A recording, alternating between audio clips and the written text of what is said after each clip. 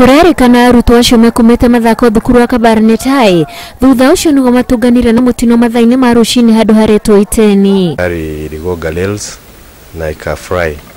As you can see, kateremka more than 200 meters kwa cliff. Tukasema waje tukuje tuangalie ni kama ni accident ama nini nimetendeka. Kufika hapa hivi tukaona watoto wametapakaa kila mahali.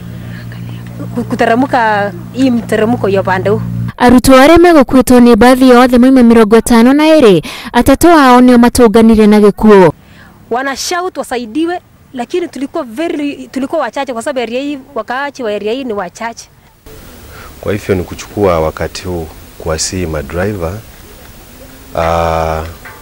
aikari a hakuhĩ makoria gwakĩrwo bumps kuona mĩtino mĩingĩ nĩ ihanĩkaga handũ hau. Bumps iko lakini sioni pumps kutoka town mpaka hapa haijawekwa.